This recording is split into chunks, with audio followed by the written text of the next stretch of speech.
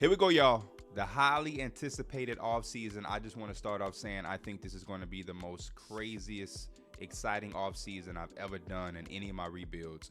And I also want to start off saying you have to remember we make our moves and our adjustments for each team with a realistic mindset and mentality. But now that we're a year in, this is our own world. And what I mean by that is some moves that you're going to see made are not going to be the same as you probably would see in real life. We're a year into our rebuild, so real life just doesn't line up anymore. Teams in real life who may be rebuilding or may be struggling, and our simulation, they may be a good team. Teams that are good in real life, they may not be rebuilding. Guys who are getting traded or on a trade block may not be on a trade block in real life. I just want to put that out there for people who watch it and say, man, I thought this was supposed to be realistic. It is realistic, but we have now created our own world where the Milwaukee Bucks had a first-round exit yet again. They lost in the 7-game series against the Detroit Pistons team. The Miami Heat have the number 1 pick. We have our own storylines, we have our own narratives, and we're going to have our own player movement and our own free agency where there's going to be a lot going on. So I just wanted to start it off by saying that. Now, for the actual moves, so we can jump right into it. This is probably going to be a 2-part offseason, so we can go through everything clearly, and so it won't be too much at once. The first thing that is important for y'all to know is the staff signing. We had 6 coaches, if I'm not mistaken. Let me count. 1, 2, 3, 4, 5. 5, actually. Let me count again. 1, 2, 3, 4. Yes, 5 coaches have been fired, and so that means 5 coaches have now been hired.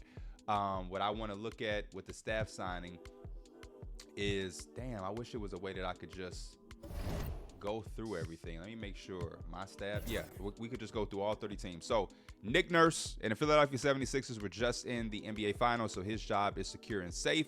But the Milwaukee Bucks, who got a first-round exit for the 3rd consecutive year, they fired Doc Rivers and hired Rajon Rondo. A lot of y'all are going to see the Rajon Rondo hiring and probably scratch y'all head because you don't have the context yet. But once you see the full play out of the Milwaukee Bucks and what they're about to do this offseason, this hiring will make a lot of sense. Another team that hired a new coach is the Chicago Bulls. Us. We went out and we got our guy, Mike D'Antoni. This was a decision that was extremely tough. It was a decision that I wasn't aware that was going to be made. I had full anticipation of going into the offseason, firing Billy Donovan, and then hiring myself and being a GM/head coach or a head coach with the GM responsibilities. But we communicated with Mike D'Antoni. We interviewed him, Jared Dudley, and also Rajon Rondo. And as good as Jared Dudley interviewed, it wasn't better than what we felt with Mike D'Antoni and the progression and the future of this team and how we want to play. So this is going to be a very big make or break hiring in this new regime and new fold for the Chicago Bulls, but we will see what happens there. A coach that was almost fired, I think we have to talk about it, Ty Lue. But Ty Lue is going to get one more season with the Clippers, and then I'm sure there'll be some type of pivot, but he is definitely a guy that was a hair away from being fired. But I'm like, you know what? We'll give him one more season with Kawhi, and then we'll move on from there. Around the league, the Sacramento Kings, they had a 32-50 season under Mike Brown in a year with, don't forget, they were buyers. They went out and acquired Jeremy Grant at the deadline and still not only missed the playoffs, but almost 20 games under 500 in a very disappointing season. De'Aaron Fox is now on the, borderline 1 foot in, 1 foot out. Last year on that deal, they haven't signed the extension. Will he be traded? We shall see. They do have a lottery pick, but they went out and hired David Adelman. If you're a basketball fan, you know that David Adelman, number one, just won a championship with the Nuggets, which would be his 2nd championship on that Nuggets staff. As an assistant coach, highly touted name going into the offseason. But the connection is his dad, Rick Adelman, used to coach the Sacramento Kings. So again, a nice storyline that we have now created. He's able to come in here and he's going to be a part of rejuvenating his team and keeping De'Aaron Fox, or potentially be the new head coach for the retooling or the rebuilding of the Sacramento Kings in whichever next phase they head into. For the other coaches that have been fired, I think we have just a couple more. The New Orleans, Rick Carlisle is on a hot seat. I felt like he had the Eastern Conference Finals appearance Last year they didn't have the greatest year. He has to now have this year to kind of let us know exactly who he is and what this team is going to be. So I pumped the brakes, and again, like Ty Lue, he gets an extra year. The Pelicans did fire Willie Green. This is a season where Zion Williamson played 80 games, if I'm not mistaken, or 78 or 80 games, and they still found a way to not make the playoffs for another year. So they let Willie Green go, and they went out and got Chris Quinn from the Miami Heat, one of the highest or hottest names in the head coaching carousel over this offseason, and I was very happy to put him on a team where I think he's going to be able to make a name for himself and build something there, because they're not necessarily rebuilding, but they are in a city. Is this Steve Smith? Oh no, they got Steve Smith's face scan for the head scout. I was about to say, but this is a team that's going to retool and try to figure out how they can operate with Zion, or if they're going to continue the Zion era. So I think this is a perfect landing spot for Chris Quinn. And obviously, as the Miami Heat, you give permission for him to leave, but to go to the other conference, right? Because I think the Bucks interviewed him, but I was like, you know what? Let's let him go to the Western Conference, because I don't see the Heat being able to, or allowing him to communicate with an Eastern Conference rival. And I don't know if he would take that job. And then the last job that was taken and replaced was the Portland Trail Blazers. They went out and fired Chauncey Billups, and then they went in and gave finally a head coaching opportunity to Sam Cassell. So they're going to continue to go into this rebuild, and Sam Cassell is going to be a young players coach who has done a lot of player development and assistant coaching around the league, and has been notoriously known for his guard work. So they're going to come in here and have him work closely with Scoot and Shaedon Sharpe and the rest of these young guys, and hopefully they can start to cultivate a culture that's going to help them win. That's it for the coaching carousel. Again, I was pleased with some of the storylines we were able to create. We still, going into the next season, have some coaches on the hot seat, and we'll keep our eye on that as we go forward. But I wanted to start off the offseason with that. Now, the biggest and main part of the part one of this episode of the offseason is now some of the moves that you're about to see that's going to go down. Again, this is probably the part of the video that took me the longest to make happen. But I do want to go in here and paint the picture for some of these teams, just so y'all can understand. So the Milwaukee Bucks had a really good regular season, and they lost in the playoffs again in the first round against the Detroit Pistons, a team who barely made the playoffs, if I'm not mistaken. And in one of the attention to detail random event generators, we picked something about a team having a premature exit, and they're firing their coach, and their two best players didn't see eye to eye, so now they won out. And I took that, I forget what number it was, maybe like 13th or something in the playoff random event generator, and we all agreed, me and I saw the comments say it has to be the Bucks. So what ends up happening is Giannis Antetokounmpo in this world, and the storyline here, so everybody can have the clear picture, he is now requesting a trade out of Milwaukee. And the domino effect is the Milwaukee Bucks are now going to sell, and Giannis is going to be traded.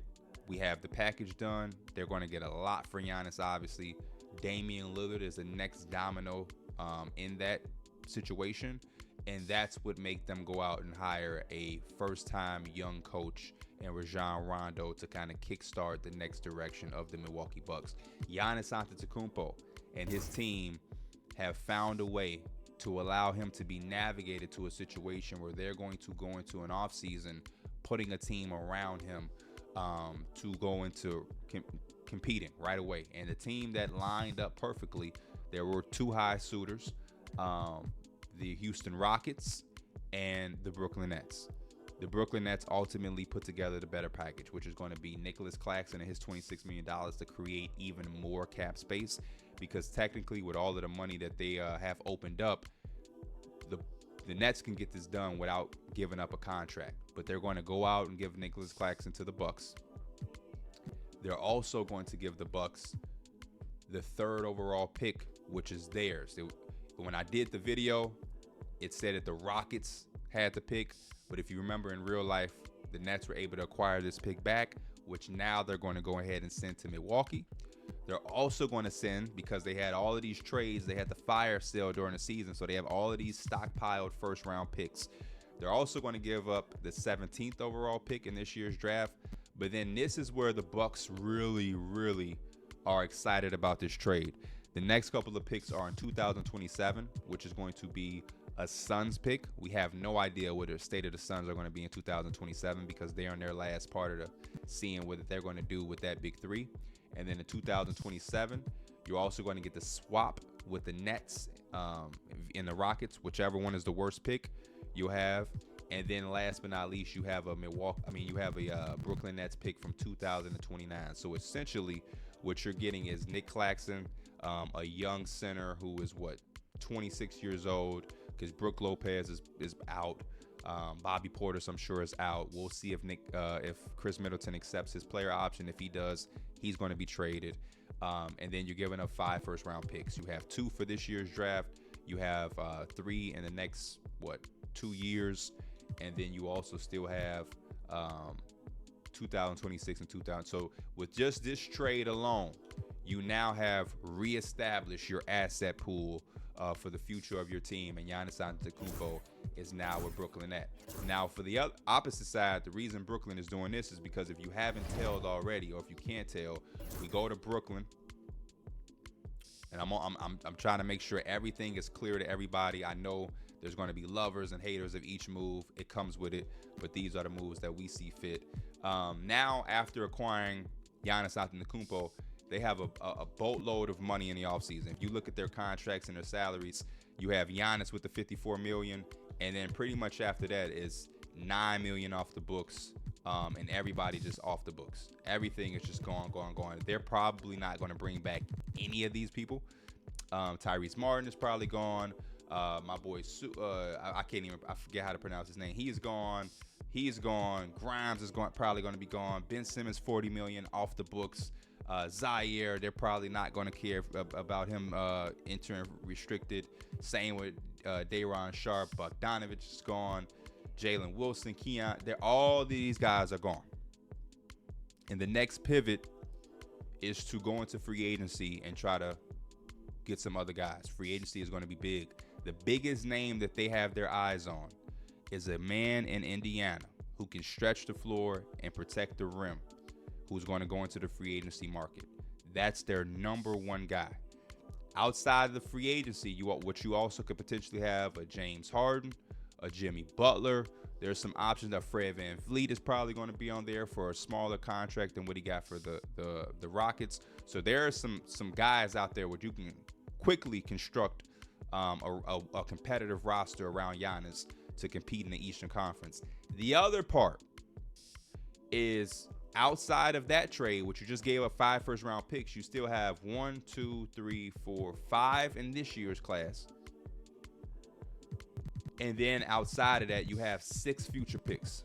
So you have 2 picks in 2027, 2 picks in 2028, 2 picks in 2029, and that gives you 11 picks. 5 in this year's draft, 6 future first-round picks. So they have enough draft capital to go ahead and pivot to make another move for a star or any type of role players after they've been able to take a look at the free agency market. So what we're going to do is we're going to allow these draft picks to be traded even after they're drafted, so that they can have as much flexibility as possible, the Brooklyn Nets. And I'm sure some moves are going to open up as we start to see other trades happen. So like I said, the first domino is Giannis. The second domino is Damian Lillard. Dame had a very big market as well. Some of the teams that were eyeing him, the Heat, just had no real draft capital to convince the Bucks to do that one. You have the Lakers and their 2029 first-round pick and some expiring deals. You have the Spurs, the next step for them, and Victor Wembanyama. They have 2 lottery picks this year and some draft capital as well. And then you have the Houston Rockets, who have draft capital and players to send back as well. The ultimate winner in the Damian Lillard sweepstakes, the Houston Rockets. And what the Houston Rockets are going to send is Reed Shepherd. And for now, I need y'all to remember and pay attention. For now, they're going to send this 2027 first-round pick swap that's a part of the Nets and the Houston Rockets. So whatever one is the first pick. The full trade, which I cannot do right now because I have to wait for him to sign his deal, is a 2029 first round pick and also Cam Whitmore. But as you can see right here, Cam Whitmore is expired, and because of that, I can't involve him in trade. So what we're going to do is we're going to wait until we get him some type of contract agreement, and then once we get that contract agreement, we're going to send him in the 2029 first round pick for some BS. We'll find something to flip. Let me see if there's a player on contract, because I haven't even realized what can I send back. So you know what we're going to do is we're going to add a bullshit second round pick. 2026 second round pick we're going to add to this deal. And so when we want to do this deal again, we're going to have the Bucks send back the second round pick, and we're going to send them the first round pick and Cam Whitmore. So essentially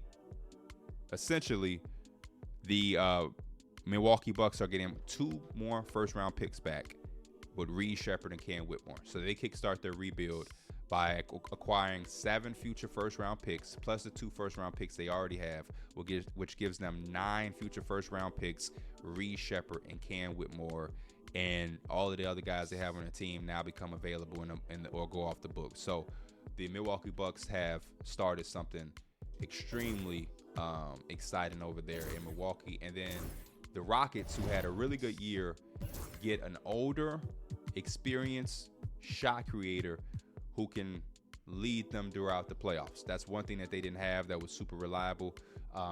As good as Jalen Green is, as solid as Fred was, they lost in the first round to the Nuggets because they just didn't have that legitimate go-to guy. He gives them that. They still are going to have Jalen Green. They'll figure out if that's the backcourt of the future, or if there is another move for them to make. Expect to see Jalen Green's name as the centerpiece of that, but they're thrilled to now have Dame with the defense of Amin Thompson and Tari Eason, the floor spacing of Jabari, and then Sengun.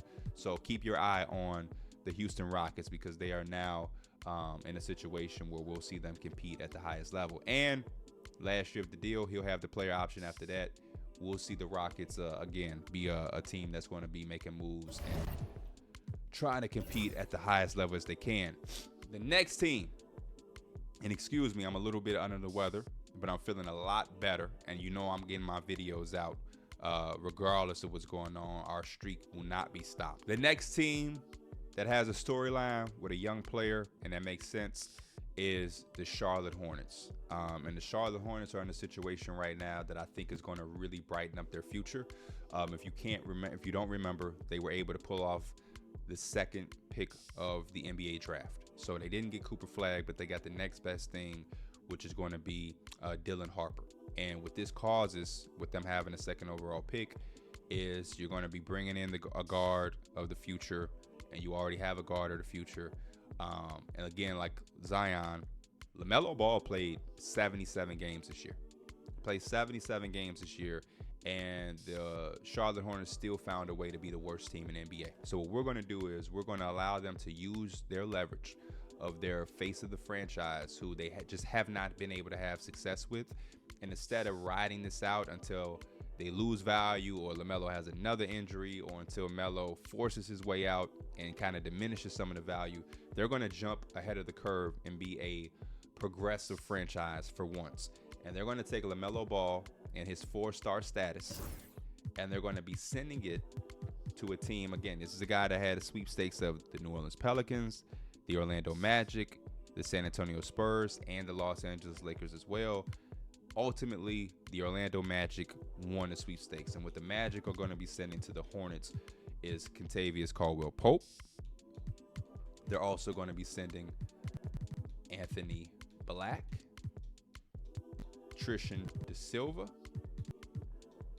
and then they're also going to be sending a 2027 first-round pick, top 5 protected, and then a 2029 first-round pick. And what this is going to do for the Charlotte Hornets is now you're going to go into a reset of the reset, but your future and your core is going to look like Brandon Miller, Dylan Harper, Anthony Black, Trey Mann, Tristan Da Silva, Mark Williams, and to Jane Salon. And now what you're also doing is you're bringing back Kentavious Caldwell Pope, who's going to be a name that you can throw on the block, along with Dylan Brooks, who you required last trade deadline, and Miles Bridges. So they're going to continue to stockpile these picks. They're going to continue to go into the youth development, and they now have one of those teams where they're going to be set up. You're now building around Brandon Miller and Dylan Harper, which is a good 1-2 punch. The timeline is going to be there at 22 years old, 23 years old. You're now going to bring in a 19 to 20-year-old Dylan Harper. And like I said, Miles Bridges now hits the trade block. Dylan Brooks in his 3-and-D status hits the trade block. Kentavious Caldwell Pope is going to hit the trade block.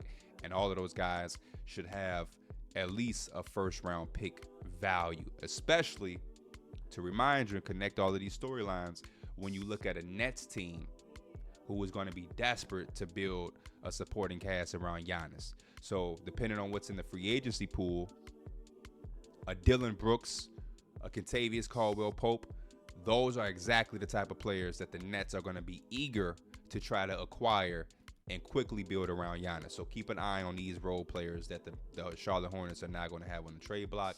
And now out here in Orlando, you're able to create a trade where you get somebody who is a star, and you now have a 3-headed monster in Franz Wagner, Paolo Banchero, and LaMelo Ball, but you pivot. Remember, they took a swing on Cam Thomas at the trade deadline. It didn't pan out. He's now going to go into restricted free agency. I was thinking about maybe extending the trade and making him a part of that, but I'm going to just let him go out there, and the Magic still have the chance, if they want to match whatever deal he has out there. But again, if it becomes too expensive, they'll let him walk easily, and you now have a rotation where LaMelo is going to be the 1. Jalen Suggs is going to be your 3-and-D 2, point of attack defender. Franz Wagner is there at your 3. Paolo Banchero is there at your 4. And you have a center rotation of Wendell Carter, Mo Wagner, who you hope to bring back, and Goga. But I'd say you still have Jonathan Isaac, who's going to be a defensive specialist off your bench. You still have veteran guys like Gary Harris, who can be 3-and-D. And they're going to try to bring back Dorian Finney-Smith on a much lesser contract. So the Orlando Magic are a team to keep their eye on. They really went out here and made some aggressive moves, and they are going to try to compete at the highest level.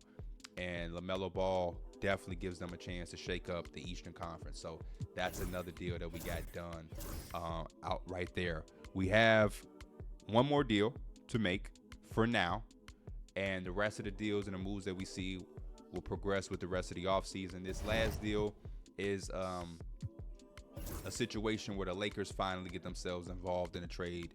This is going to be LeBron James's farewell tour. So initially I was thinking, hey, maybe I make Anthony Davis available because LeBron is going to be retiring. But obviously, I don't think that that's the Laker way, right? The Lakers are going to try to send LeBron out on a high and put him in the best position to compete, and that's going to be the way he wants to go out.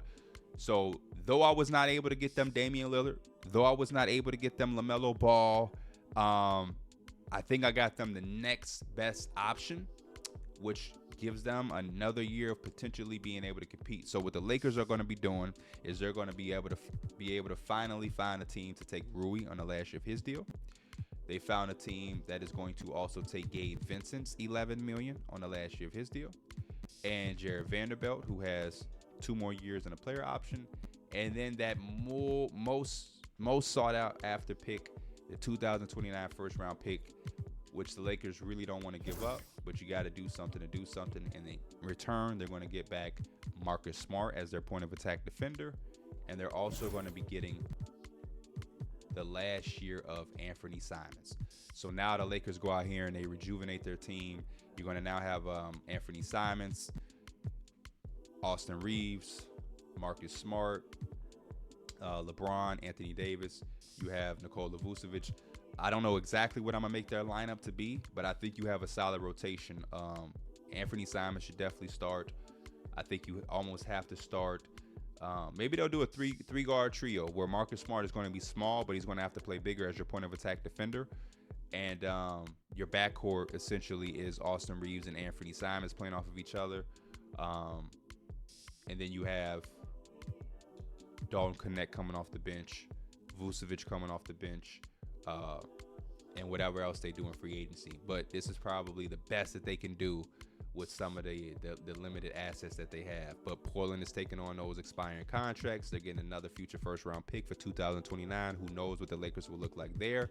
And they're able to finally squeeze out some type of return for Anthony Simons on the last year of his deal, along with Marcus Smart. So that is the last trade that we have for now. This part of the video, we're going to go into the draft where I can singularly focus on my Chicago Bulls. We know exactly who we want to take. These pre-draft workouts are cool and all, but actually we'll just skip through this. This is also going to be a situation where I'm going to control the first 14 teams that are selecting in the lottery, because 2K has a bad habit of taking some head-scratching picks. A lot of people have told me, hey, you just make a big board and the CPU would take those picks. The thing I'm struggling with, though, y'all, is sometimes when you control the team and you make an adjustment like the trade block or the draft board, as soon as you give control back to the CPU, they erase everything that you did. So I don't even want to take the chance of playing that game. So I'm going to just control all of the lottery teams, and we'll have our NBA draft to close out the video. So before we dive into the NBA draft, the Brooklyn Nets are, again, active in the trading market. Like I said, the Hornets were a team to watch. Because they have so many picks in this current draft, they're going to send a first-round pick and Maxi Kleber's expiring $11 million deal to the Charlotte Hornets. And the Hornets are now going to get their second first-round pick of the 2025 draft. So they'll have the second pick, and I think this is the 20th pick or something like that. They'll have a top 5 pick and then a post-lottery pick to figure out some things. We're not going to trade every single Nets pick because the Nets are going to want to have some type of youth that they can, have some trajectory for. You can't just build a team around Giannis and just have all aging guys. They're going to try to go out here and find some type of 3 or 4 year player that they can probably depend on to contribute right away. But there probably is more moves to be made, because I don't see them bringing in 3 or 4 draft picks on a roster that they know is probably going to be heavily built throughout free agency. So we're going to do this deal, and boom, Kentavious Caldwell-Pope is now the added addition to the Brooklyn Nets. Now have a 3-and-D veteran guard who has won two titles and been on numerous amount of playoff teams next to Giannis, and the Nets continue to have a great start to their offseason. And now here we go, y'all. The start of the NBA draft. The Miami Heat with the first overall pick is going to select Cooper Flagg out of Duke University. They now start up a core where they're going to retool. You still have an all-star center, defensive player of the year candidate, all NBA or all defensive anchoring center in Bam Adebayo. You have Tyler Hero, Nikola Jovic, Jaime Jaquez. You have some competitive players still there. We don't know what's going to happen with Jimmy Butler in that player option. Will he decline and go into free agency? Will he accept and then they pivot and trade him and get back some more assets? We don't know what's going to happen there. But you get Cooper Flagg and you put him in a position where I think is really good for him. He's not going to be looked at as this guy that has to go into a bad team and carry the franchise. You can now kind of, retool and still kind of be competitive while prepping for the future. The most ideal situation for the Miami Heat. The rich get richer. They continue to find a way to not have to completely rebuild. So shout out to the Miami Heat and Cooper Flagg.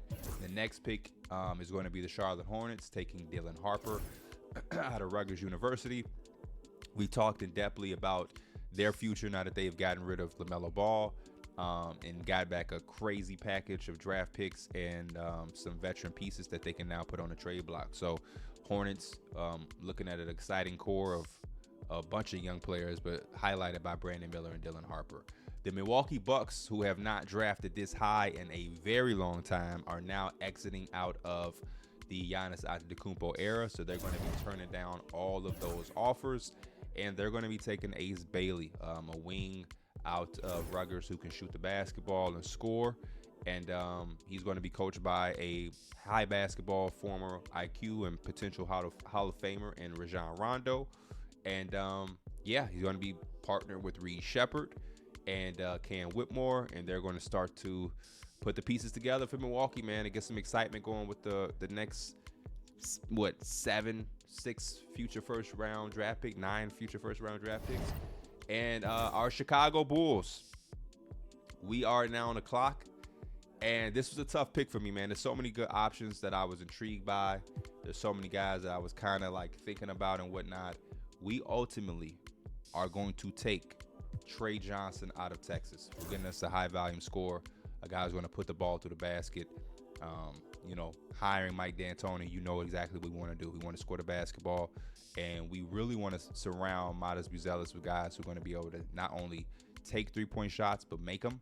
And now our goal is to go into the offseason and figure out ways to load up on centers and three-point shooting. We got Matas at 6'10".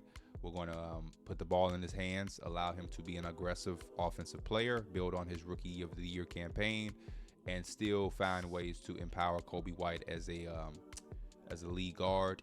But we're gonna experiment some things. But we are high on Trey Johnson in a way that he can score the basketball, and we think you take him and you put him in a Mike D'Antoni system. Even as a rookie, he's going to be able to contribute. And as we develop him, who knows? He may be one of those guys that could potentially lead the league in scoring. That's the upside we look at him with.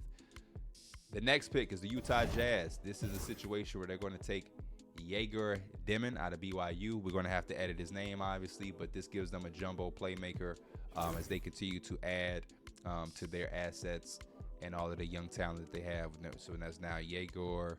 You have Cody Williams, Walker Kessler. You still have Larry Markkinen, and a boatload of other guys. So they're working Taylor Hendricks as well, and they're still stockpiling in their rebuild. The 6th overall pick is the team, again, when you talk about the rich get richer, the Oklahoma City Thunder are still profiting off of trades that they did with the trade that they did with the Los Angeles Clippers. They're going to go and they're going to take Asa Newell from Georgia University. A hell of a pick for them. Who knows what's going to happen with Isaiah Hartenstein, which is going to be the last year of that deal that he signed that they, paid buku bucks for. So they're going to take him and maybe can move away from that $30 million contract. Maybe not during this season, but when it comes to next offseason, they feel comfortable positioning that money in another way. And you now continue to get more size in that front court, more versatility. And again, the rich just continue to get richer. At number 8, we have the Portland Trail Blazers. They have stockpiled a lot of different talent. A lot of those are guards. They have their center of the future in Donovan Clingan. So they're going to go out and get shooting with Liam McNeely. Oh, we messed up. So what we're going to do is, luckily, we can trade. So we're going to take the Portland Trail Blazers 8th pick, and we are going to trade it to the Kings so that we can do this the right way. Liam McNeely is going to go to the Blazers like he was supposed to. I skipped over that. And the Sacramento Kings are going to get our guy Malach, Kamen Malach from the Duke University. This gives them another center, something that they've had struggles with behind Sabonis. And again, this puts them in a great situation. He can help contribute as a rookie on a playoff team. But if this season does not go right and they have to pivot away from Sabonis and De'Aaron Fox or one or the other or both, you now have a 7-2 center that you can start to build with for your future and whatever you get from those two guys as you exit. And you'll still have Keegan Murray as well. So that's their pick. We now have who? Let me take my time. The Spurs at 9. You know the Spurs, they love their guys. And they're going to get Kasparas. I can't say his last name, but from Illinois, 6'5" guard, another guard to come in here and learn from Chris Paul, who's also going to be on his last year like LeBron James, and a guy that's another Euro player for the San Antonio Spurs. The Trailblazers are back up with their second lottery pick, and at 11, they are going to be addressing the guard position. Scoot Henderson has been solid, but hasn't been the star lead guard, so they're going to give themselves a security safety blanket and Boogie Flanders from Arkansas. All right, I did it again, not paying attention, but the Blazers and the Wizards are not going to do a swap. The Blazers are going to be trading their 11th pick to the Wizards for Boogie Flanders. And they're going to swap it out. And now Washington is going to take VJ Edgecombe out of Baylor University. Incredible pickup for them there. You have now on the clock the San Antonio Spurs again. We're going to go back into the Euro bag and select, where is he? Hugo Gonzalez. The Spurs do it again. The New Orleans Pelicans. This is a tough pick for me right here for the Pelicans because I want to take Nolan Traore, who's now slipped. Anybody that's taken him this far into the draft, I think, has a huge come up. Even though they have DeJounte Murray, this is a team that's just kind of stacked anywhere. I like Colin Murray Bowles for them, who could play some small ball 5, who's been really, really good. What do we do, y'all? What do we do?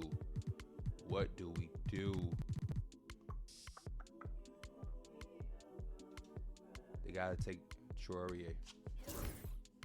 We'll give him the guard, man. And now for the Pacers, that kind of changes everything. We'll give the Pacers. I'm leaning between Derek Queen, Colin Murray Boyle. Give them Derek Queen. We have to, right? They have to start preparing for the potential exit of Miles Turner. And then we're now going to sim to the next user pick, which is the Brooklyn Nets at 16, I believe this is. The Brooklyn Nets have to look at young players and also guys that can come in and help them right away. So the Brooklyn Nets are actually going to take Alex Karabin, a wing who played a bunch of years at UConn, come in and help them right away. Great pickup for them. Now on the clock, we have, again, the Milwaukee Bucks, who are going to continue to stockpile assets. They have Reed Shepherd, Cam Whitmore, Ace Bailey, and now they will take, who's somebody that has crazy upside? They're going to take Rocco, the 7'3" center, take a swing on Rocco. We're going to sim to the next user pick. I'm trying to keep this train moving as fast as I can for y'all. The Jazz are up with their second pick. The Jazz are all over the place, so I'm going to just continue to try to give the Jazz as much just talent as possible. Who fits what they have? They need some more youth. Will Riley is right here looking me in the face for them. So I'm just going to take Will Riley, right? Just take Will Riley for the Jazz. Out of Illinois, U of I. And we now have, what is that? The Houston Rockets are trade. Did I accidentally accept that? Hey, it'll make a new storyline. So, Khan Knuble from Duke and Cam Johnson are going to the Houston Rockets for the 20th pick. And they get Ben Seraph. I don't know if I like that. I don't know if I'm mad that I just accidentally did that from clicking too fast. We'll see. Here's the last first round pick for the Jazz. I don't know what I did right there, y'all, but hopefully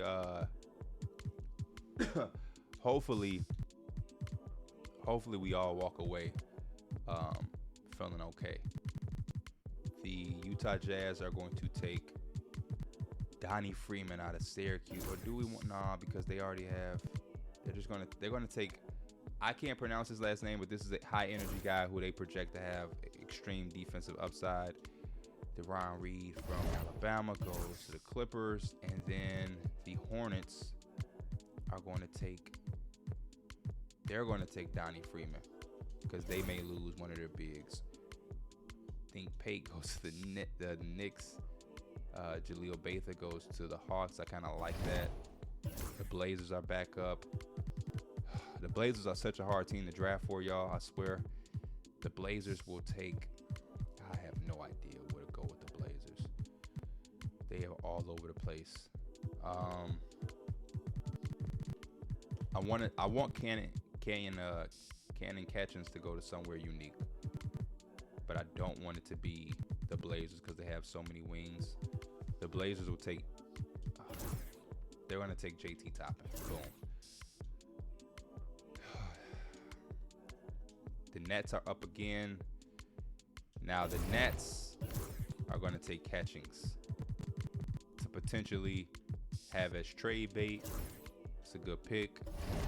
The Thunder are going to take Drake Powell out of UNC.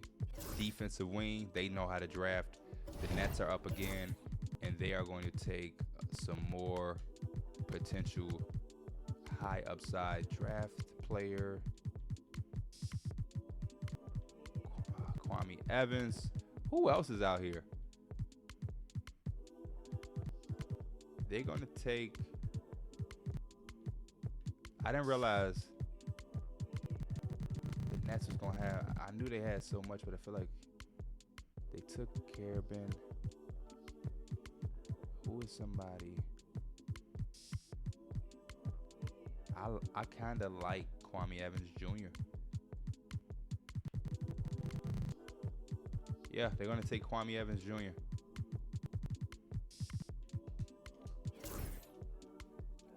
Now these second round picks, we're going to try to fly through the Hornets. Who's just some good guys that are available right now for the Hornets? They'll take Ian Jackson, I guess. The Nets are back up. Holy shit, they're going to take Dominique Clifford. The Spurs are back up. They are going to take upside. And matter of fact, no, I'm not going to just do upside with them.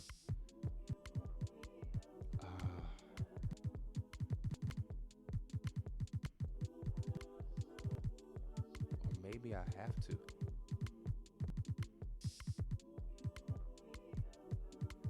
This is the time of the draft where I guess you can kind of get a little creative, take some chances. They will take Mbako from Indiana. Energy. The Blazers, who are all over the place. Another one of these teams that are all over the place. They'll take Ruzic. Bulls back on the clock. I can take my time again. Who do we want, y'all? I should have left like Cashins or something. Somebody. We took a guard. I'm gonna take Almanza. Yes, sir. Who else do we got now? The Nets again. Holy shit. You know what surprised me? We're done, y'all. We simmer to the end. Surprised me with the Brooklyn Nets. So, draft recap. Cooper Flag, Dylan Harper. I'll let all those go. I want to see the back end, though. All right. Solid draft, man. Solid draft. As thinking for the Bulls for a second, I'm extremely happy what we was able to walk away with. We got a high energy big. They also got us my guy at Arizona, 7'2", Christic. That's actually not a bad pick.